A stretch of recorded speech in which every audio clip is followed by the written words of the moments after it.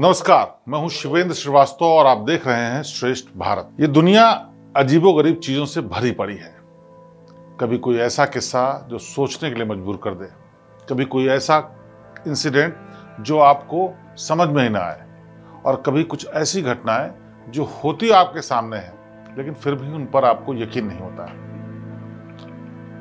क्या कभी आपने ऐसा सुना है कि एक इंसान को मारने के लिए एक नहीं, दो नहीं, तीन नहीं, चार नहीं, बल्कि 8-8 बार कोशिश की जाए और मारने का हर वो तरीका इस्तेमाल किया जाए जिसमें किसी भी इंसान का बचना नामुमकिन हो, फिर भी वो बच जाए।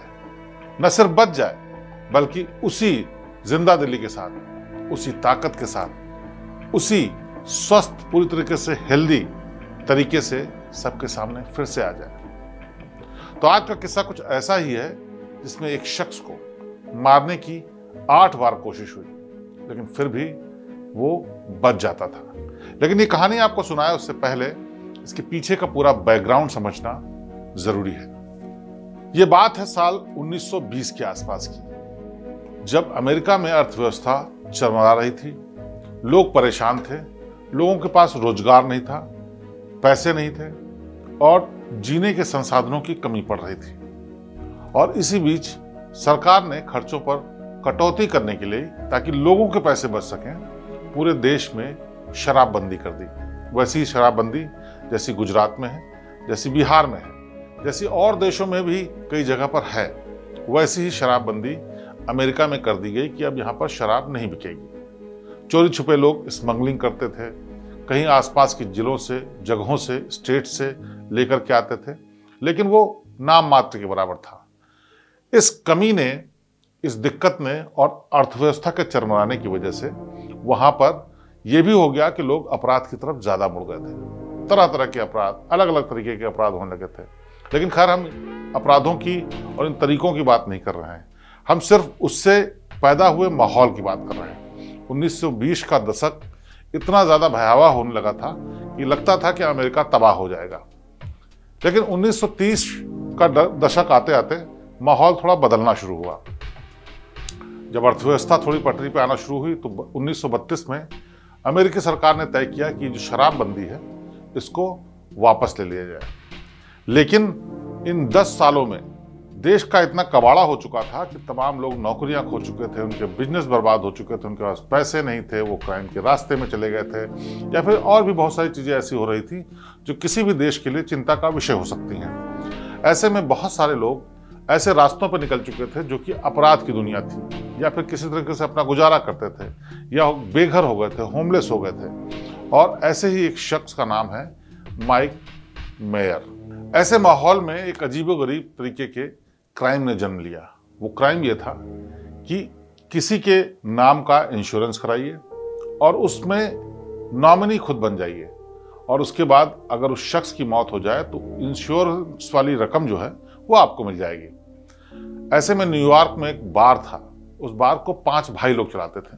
क्रिमिनल माइंडेड लोग थे, लेकिन उनके पास कोई और स्थायी रास्ता नहीं था। ये यूं कहिए कि अपना चेहरा छुपाने के लिए कोई स्थायी जगह नहीं थी। तो उन्होंने एक बार खोला, रेस्टोरेंट कम बार, जिसमें वो बिजनेस करते थे और साथ ही साथ अपराध भी करते थे। चूंकि अपराधी थे, अपराधी किस्म की मानसिकता थी, तो उनके दिमाग में हमेशा ये चलता रहता था कि किस तरह से और पैसे बनाए, किस तरह से और जल्दी पैसे कमाए, फिर चाहे वो रास्ता अपराध का हो या फिर कोई और गलत रास्ता, लेकिन वो उसके लिए तैयार रहते थे। आर्थिक स्थिति बहुत अच्छी नहीं चल रही थी, लिहाजा एक दिन 5 भाइयों ने बैठ के मीटिंग की और तय किया कि कोई ऐसा रास्ता निकाला जाए जिससे कि वो जल्दी से जल्दी पैसे कमा सके। क्रिमिनल टाइप के लोग थे, इसलिए आसपास के तमाम और दूसरे लोगों से भी उनके संपर्क थे, जिनमें पुलिस वाले भी थे, इंश्योरेंस एजेंट भी थे, ऐसे लोग भी थे जो अपराध के से डील करते थे या अपराध की दुनिया के बारे में जानते थे या उससे जुड़े हुए थे। तो इंश्योरेंस के एजेंट हो या पुलिस हो या फिर वकील हो, ऐसे लोगों का अपराधियों से वास्ता पड़ता रहता है। ऐसे ही एक ग्रुप के मेंबर ये 5 भी थे। एक दिन सबने रेस्टोरेंट में बैठ करके, बार में बैठ करके शराब पी और बैठ करके जो साजिश का ताना बना उसका लब्बो-लुआब ये था, नतीजा ये था, किसी एक शख्स को लाते हैं सामने, उसके नाम से इंश्योरेंस कराते हैं और उस इंश्योरेंस की रकम को पाने के लिए खुद में से कोई एक नॉमिनी बन जाएगा और उसके बाद उस इंसान की हत्या कर देंगे, और हत्या करने के बाद जो इंश्योरेंस का पैसा मिलेगा वो हम लोग बांट लेंगे। और इस इंश्योरेंस के पूरे प्रोसेस में, क्लेम में और पैसा पाने की जितने भी तरीके थे, जितना भी रास्ता था, जितना भी प्रोसेस था, उसमें यही वो लोग थे जो शामिल थे। यानी इंश्योरेंस वाला भी इनका जानने वाला, पुलिस वाला भी इनका जानने वाला, इलाके का वकील भी इनका जानने वाला, और ये लोग खुद भी आपस में भाई थे। स्कीम बन गई, प्लान हो गया। बहुत जल्द एक महिला इनकी नजर में पड़ी, जो महिला वहीं पास में रहती थी, लेकिन उसके आगे पीछे कोई नहीं था। नाम था मारिया। मारिया पर इन लोगों की नजर थी, लेकिन किस तरीके से उसको अपने झांसे में लाए, इसके लिए जरूरी था कि कोई कहानी बुने। इन्होंने मारिया से पहले धीरे धीरे बातचीत करनी शुरू की, और उस बातचीत में उसको भरोसा दिलाना शुरू किया कि वो लोग उसके हितैषी हैं, और फिर उसको भविष्य की चिंता दिखाने लगे कि भविष्य में क्या होगा, कैसे अपना जीवन काटोगी, इसलिए तुम्हें जरूरी है कि तुम इंश्योरेंस करो। उसने कहा मेरे पास पैसे ही नहीं है, मैं इंश्योरेंस कैसे करूं, मैं कैसे उसका प्रीमियम दूंगी, यानी कि कैसे उसकी किस्तें दूं। इन लोगों ने उसका भरोसा जीत करके कहा उसकी चिंता करने की जरूरत नहीं है, लेकिन हमें आपकी चिंता रहती है, इसलिए आप इंश्योरेंस करवाइए। इंश्योरेंस का जो पैसा देना है वो हम देंगे, जो किस्तें आएंगी वो हम देंगे, लेकिन उसकी शर्त पे आपको हमें नॉमिनी बनाना होगा। यानी कि आपके जीवन में अगर कुछ गड़बड़ नहीं हुई तो ऐसा ना हो कि हमारा पैसा भी पूरा डूब जाए और हमें कुछ ना हासिल हो। तो अगर आप नहीं रहेंगे उसके बाद हमें पैसा मिल जाएगा और हमारा पैसा भी वापस आ जाएगा। मारिया को इसमें कोई गड़बड़ी नजर नहीं आई, क्योंकि मारिया भोली भाली सीधी सादी महिला थी। उसने इस बात को स्वीकार कर लिया। अब इन लोगों ने उससे फॉर्म भरवाया, उसमें तमाम चीजें, दस्तावेज लगाए, सब कुछ सही से तैयार किया, और उसके बाद नॉमिनी में अपने ही एक भाई टोनी का नाम डाल दिया। टोनी का नाम पढ़ने के बाद किस्त जमा कर दी गई, सारे दस्तावेज पुख्ता थे, इंश्योरेंस कंपनी से ओके हो गया कि ये ठीक है, और इंश्योरेंस चल निकला। और ये इंश्योरेंस 1932 के साल में कराया गया था, $2500 का।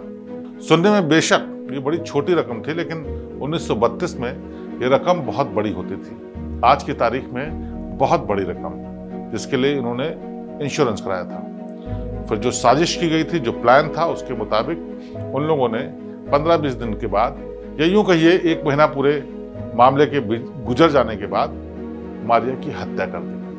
हत्या इस तरीके से की कि वो हत्या न लगे, वो एक्सीडेंट लगे। और उसके बाद फिर उसी इंश्योरेंस एजेंट के पास जानकारी गई, पुलिस के पास जांच गई, वकील के पास मामला गया। सबने अपनी तरफ से रिपोर्ट लगा दी, क्योंकि वो सब आपस में मिले हुए थे। इंश्योरेंस कंपनी ने इंश्योरेंस की रकम दे दी, टोनी को रकम मिल गई, फिर सब लोगों ने आपस में रकम बांट ली। ये इजी मनी का ऐसा तरीका था जो कि महीने 1.5 महीने में उनको $2500 कमा दे रहा था। और ये बांटने के बाद भी इन लोगों के पास अच्छी खासी रकम आई। अब इन लोगों के मुंह में खून लग चुका था। उन्होंने सोचा कि ये तो बेहतरीन तरीका है, जिसमें इस तरह से इंश्योरेंस कराइए, फिर इंश्योरेंस की रकम कब्जा कर लीजिए, ले लीजिए। इसी तरीके से इन्होंने और लोगों को भी शिकार बनाना शुरू कर दिया। शिकार बनाने के लिए थोड़ा अलग, लेकिन लगभग ऐसा ही तरीका इस्तेमाल करते। किसी को अपने भरोसे में लाते, उसका इंश्योरेंस कराते, उसकी किस्त जमा करते, और फिर महीने 2 महीने बीत जाने के बाद उसका किसी तरीके से ऐसे उसकी हत्या कर देते कि जिससे लगे कि ये एक्सीडेंटल डेथ है, और फिर उसकी रकम हड़प लेते। लेकिन बार बार की इस हरकत से उनको इस बात का भी डर था कि कभी पकड़े जा सकते हैं, और रकम भी जितनी है वो खर्च हो जाती है, क्योंकि आदतें भी बिगड़ चुकी थी। अपराधी किस्म के पहले थे, आसानी से पैसा मिल रहा था, और जल्दबाजी में जिस तरह से पैसे खर्चे करते थे, जिस तरह की आदतें थी, शराब पीने में, जुआ में, घूमने में, टहलने में, वो जल्द ही जल्द पैसा खर्च हो जाता था। तो इन लोगों ने तय किया कि अब किसी ऐसे शख्स को पकड़ा जाए जो इंश्योरेंस के बाद जिससे बहुत ज़्यादा पैसा मिल सके। उसके लिए ज़रूरी था, पहली बात तो वो आदमी हो, दूसरी बात ऐसा हो जिसकी कोई कमाई हो, जिसके आधार पर उसका ज़्यादा बीमा किया जा सके। लेकिन अभी इनकी तलाश पूरी नहीं हुई थी। अचानक एक दिन उनके बार में एक आदमी आता है, नाम था उसका माइक मेलॉय। माइक मेलॉय लंबा चौड़ा, हैंडसम सा, स्मार्ट सा दिखने वाला शख्स था, लेकिन वो अमेरिकी मूल का नहीं था, आयरलैंड का रहने वाला था, आयरिश मूल का था, और वो वहां पर आया था बार में ड्रिंक करने के लिए। अब 5 लोगों की निगाह उस पर थी और उसको नोटिस कर रहे थे कि क्या, किस तरीके का इंसान है ये, किस तरीके की हरकतें कर रहा है, और कितना आसान या कैसा शिकार हो सकता है। थोड़ी देर बाद उन लोगों ने महसूस किया कि वो कुछ ज़्यादा ही शराब पिए जा रहा है और बेसाख्ता शराब पीने के बाद अकेले बैठा हुआ है, लेकिन किसी से बात नहीं कर रहा है और कुछ परेशान सा है। इन लोगों ने उसके पास जाने का एक तरीका निकाला, उसके पास जाके बैठ करके बातचीत शुरू की। उसने बताया कि वो बेहद परेशान है क्योंकि उसकी नौकरी जा चुकी है, वो फायर डिपार्टमेंट में काम करता था और अब उसके पास नौकरी नहीं है, घर नहीं है, परिवार में कोई नहीं है और किसी तरीके से अपना वक्त काट रहा है। कहीं से कुछ पैसे मिलते हैं तो अपना गम दूर करने के लिए केवल शराब पीने चला आता है। अब इनको एक आइडियल शिकार मिल चुका था। दरअसल वो होमलेस था, नौकरी नहीं थी, उसके आगे पीछे कोई नहीं था, उसका कोई घर नहीं था। मतलब कि अगर इसके साथ कुछ होता है तो किसी को कोई चिंता नहीं होगी, इसके बारे में ज़्यादा पूछताछ नहीं होगी और ये ज़्यादा लोगों से अपनी बातों को डिस्कस भी नहीं कर पाएगा। लिहाजा धीरे धीरे उससे दोस्ती बनानी शुरू कर दी। अभी तक जो शराब वो खरीद कर पी रहा था, सस्ती शराब पी रहा था। इन लोगों ने इसको महंगी शराब ऑफर की, अपने खर्चे पर पिलानी शुरू की। अब वो इन लोगों में अपने दोस्त को देख रहा था, अकेलेपन के साथियों को समझ रहा था, लेकिन वो लोग माइक में अपने शिकार को देख रहे थे। अब पहला दिन आया जब इन लोगों ने उसको शराब पिलाया और पिलाने के बाद इससे कहा कि तुम्हें बिल की चिंता करने की जरूरत नहीं, अब तो हमारे दोस्त हो, इसलिए किसी भी तरीके का बिल नहीं लिया जाएगा। अब मैक मिलॉय जब इनके बार में पीने के लिए आया तो इन लोगों को माइक में अपना शिकार दिख चुका था। धीरे धीरे उससे दोस्ती करनी शुरू की। दोस्ती करने के बाद उसको शराब पिलानी शुरू की। शराब पिलाने के दौरान ही उन्होंने बताया कि जिस तरह से तुम शराब पीते हो, होमलेस हो, जॉबलेस हो, कल को तुम्हें दिक्कत आ सकती है तो तुम क्यों नहीं अपना एक इंश्योरेंस करा सकते हो। उसने बताया कि उसके पास पैसे नहीं है। फिर वही कहानी, अपने दोस्त इंश्योरेंस वाले को इंट्रोड्यूस कराया, कहा कि ये आपका इंश्योरेंस कर देंगे, इसकी किस्तें हम दे देंगे, क्योंकि अब तुम मेरे दोस्त हो, हम लोगों के बीच में बैठते हो तो हम चाहते हैं कि तुम्हारा भविष्य सुरक्षित रहे, इसलिए तुम इंश्योरेंस कराओ। माइक भी इन लोगों के झांसे में आ गया और उसने इंश्योरेंस करा लिया। बस बदलाव इतना ही था, उन लोगों ने फिर कहा कि चूंकि किस्तें हम देंगे, इसलिए अगर आखिर में पैसा मिलना होगा तो हमें मिलेगा, ताकि हम अपने पैसे काट करके आपको आपका फायदा वापस कर सकें। माइक को इसमें कोई बुराई नहीं लगी, उसकी जेब से कुछ जा नहीं रहा था, किस्तें देने के लिए ये लोग तैयार थे और लास्ट में जो रकम मिलती उसमें भी उसको हिस्सा मिलने वाला था। वो तैयार हो गया। अब धीरे धीरे इन लोगों के बीच में दोस्ती भी बढ़ने लगी, क्योंकि ये लोग जो रोज आने के बाद माइक को शराब पिलाते थे, खिलाते थे, उससे बात करते थे, उसको खुश रखते थे, लेकिन उसे इस बात का अंदाजा नहीं था कि माइक जिसे दोस्ती समझ रहा है वो दरअसल उन लोगों का शिकार है। धीरे धीरे वक्त गुजर गया। 15-20 दिन के बाद इन लोगों ने अपनी पहली चाल चली। माइक को बुलाया, महंगी शराब पिलाई। जब वो नशे में हो गया तो उसको उसमें केमिकल मिला दिया। केमिकल मिलाने के बाद पॉइजन भी मिलाया और कुछ ऐसा भी मिलाया जिससे कि बाद में पॉइजन के बारे में पता न चल सके। अब माइक पूरे नशे में था। नशे में होने के बाद वो किसी भी तरीके से अपने घर जाना चाहता था। लड़खड़ाते हुए वापस अपने घर की तरफ चला। घर उसका नहीं था, लेकिन कोई एक ऐसी जगह जहां पर वो घर की तरह रात में सो सकता, यानी होमलेस जिस तरह से सड़क के किनारे, फुटपाथ पर, किसी झाड़ी में या किसी बिल्डिंग के कोने में सोते हैं, वैसे ही इधर ये लोग इस बात का इंतजार करने लगे कि कब इस बात की जानकारी आए कि माइक की मौत हो गई है और वो फिर अपनी आगे की कार्रवाई शुरू करें, यानी इंश्योरेंस का पैसा क्लेम करने की कार्रवाई शुरू करें। रात बीत गई। अगले दिन सुबह हुई। आपस में ये लोग चाय पीने के लिए मिले, बैठे और इस बात पर प्लान करने लगे कि कैसे क्या करना है। लेकिन तभी वो एकदम हैरान हो गए। सुबह सुबह करीब 10 बजे के आसपास बार का दरवाज़ा खुलता है और सामने देखते हैं कि माइक खड़ा हुआ है। आते ही माइक ने बोला, गुड मॉर्निंग जेंटलमैन, और वैसी ही आवाज़ जैसे एकदम बिल्कुल स्वस्थ, खुश, एकदम ठीक ठाक इंसान की हो। इन लोगों की हैरानी का आलम समझा नहीं जा सकता, लेकिन कोई कुछ बोल भी नहीं सकता था। लेकिन हैरानी इस बात की थी कि इतनी शराब पीने के बाद, इतनी उसमें केमिकल होने के बाद भी शख्स बच कैसे गया। लेकिन खैर, फिर से इन लोगों ने उसका स्वागत किया, उसके साथ चाय पी, फिर शाम को ड्रिंक पिया। 4-6 दिन, 8-10 दिन गुजर गए। फिर से इन लोगों ने साजिश की कि उसको मारने के लिए आज फिर से कोशिश की जाए। फिर से इस बार शराब पिलाई गई। शराब में फिर से जहर मिलाया गया, फिर से केमिकल मिलाया गया, फिर से उसको नशे में धुत किया गया। नशे में धुत करने के बाद फिर से उसको बाहर तक की छोड़ करके आया, ताकि वो कहीं जाके किनारे सो सके जा करके और वो अपनी खुशखबरी का इंतजार करें। लेकिन हैरानी की बात फिर देखिए, अगले दिन सुबह फिर माइक मिलॉय पब के बाहर खड़ा था और उसी अंदाज में उसने बोला, गुड मॉर्निंग जेंटलमैन। अब ये लोग फिर से हैरान, लेकिन कुछ कह नहीं सकते थे। अब 2 बार कोशिश कर चुके थे, अभी तक की कुछ भी सफलता नहीं मिली थी। इधर रोज रोज शराब पिलाने की वजह से इन लोगों का जो फायदा होने वाला था उसमें से पैसे खर्च हो रहे थे। यानी इंश्योरेंस की जो रकम मिलती $3,500 की, उस $3,500 के हिसाब से ये लोग कैलकुलेट करते थे कि मेरा पैसा भी कम हो रहा है। एक बार इन लोगों ने और इसी तरह की कोशिश की, 2 दिन तक की माइक नहीं आया। ये लोग खुश हो गए कि शायद इस बार काम हो गया, लेकिन फिर से वही हुआ। 2 दिन के बाद शाम के वक्त जब पब खुला हुआ था, माइक फिर से दरवाजे पर आया और उसने बताया कि उस दिन शराब पीने की वजह से उसकी थोड़ी सी नशा ज़्यादा हो गया था, इसलिए वो 2 दिन तक सोता रहा। लेकिन उसने कहीं ये जिक्र नहीं किया कि उसको कोई नुकसान हुआ या उसकी हेल्थ पर कोई असर आया या जहर का कोई असर हुआ। अब ये लोग बेहद हैरान हो चुके थे, लेकिन हैरानी के साथ साथ मजबूरी इस बात की भी थी कि कुछ बोल नहीं सकते थे। आगे कोशिश करने के अलावा उनके पास कोई चारा नहीं था। लेकिन इन लोगों ने मीटिंग की, 3 बार हम प्रयास कर चुके हैं, अभी तक इसका कोई भी नुकसान नहीं हुआ। ऐसे तो हम नुकसान में आ जाएंगे, और आखिरकार ये माइक मर क्यों नहीं रहा है।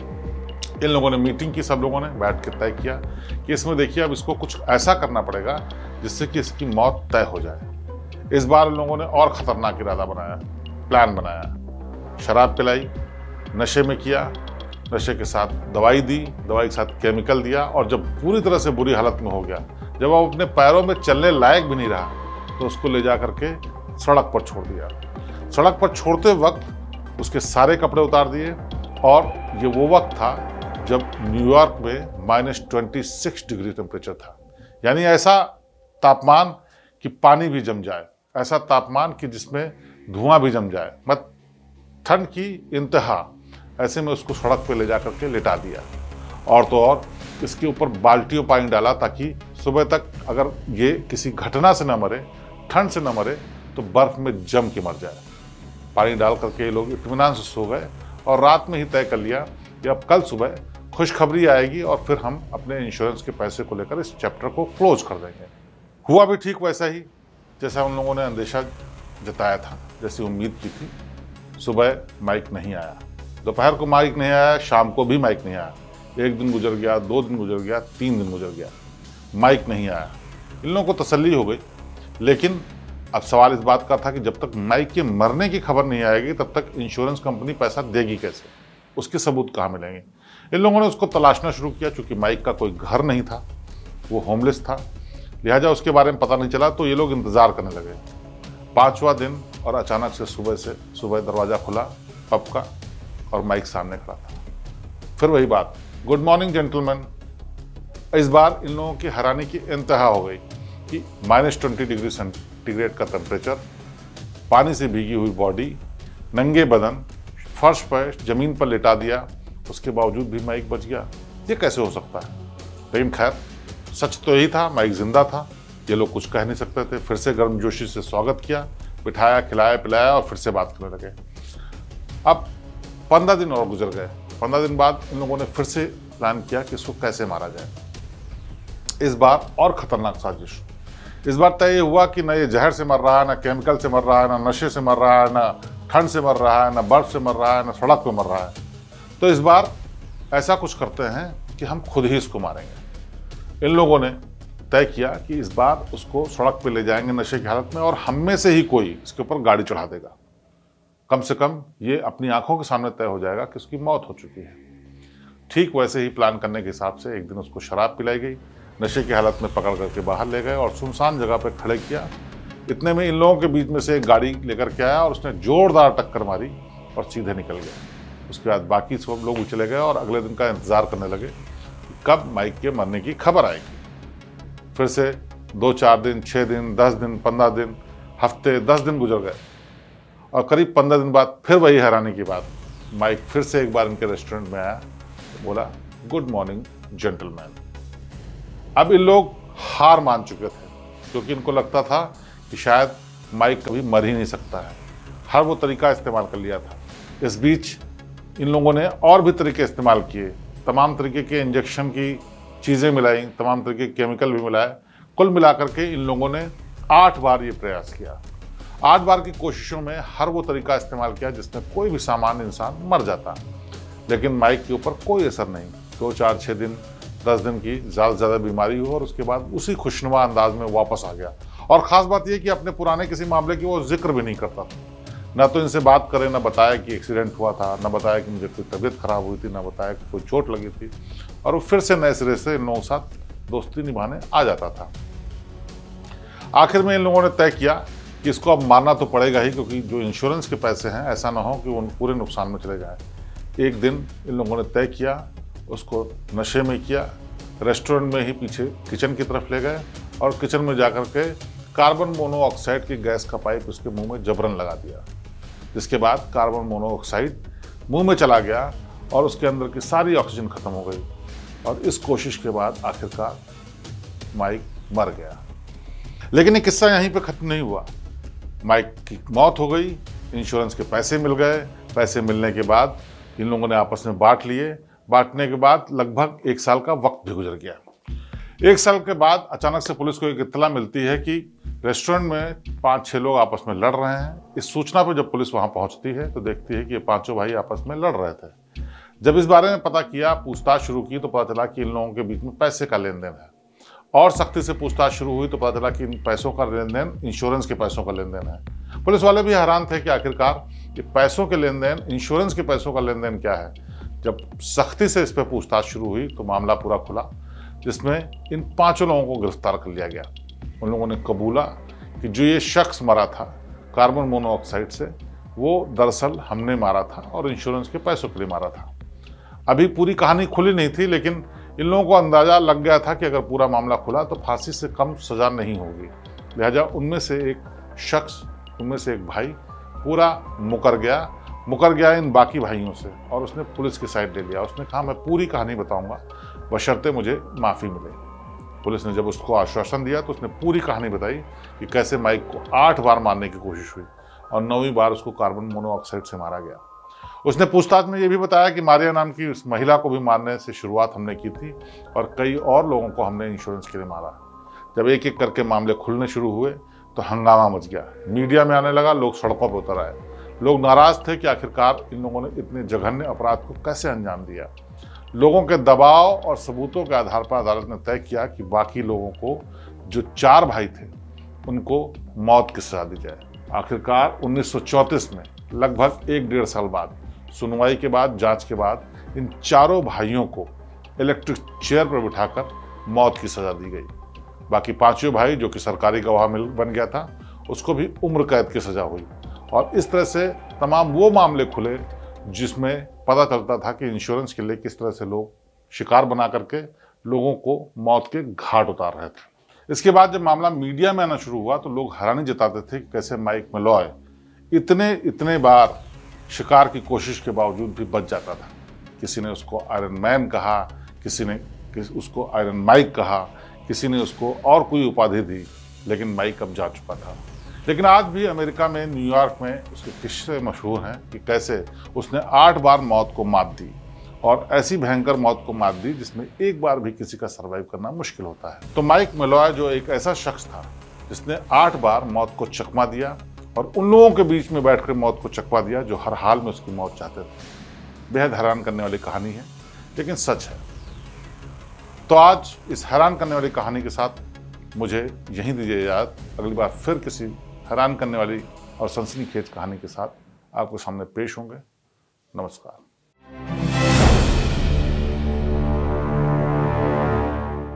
श्रेष्ठ उत्तराखंड पर खबरों से जुड़े रहने के लिए चैनल को सब्सक्राइब करें, बेल आइकन दबाएं और देखते रहें श्रेष्ठ उत्तराखंड।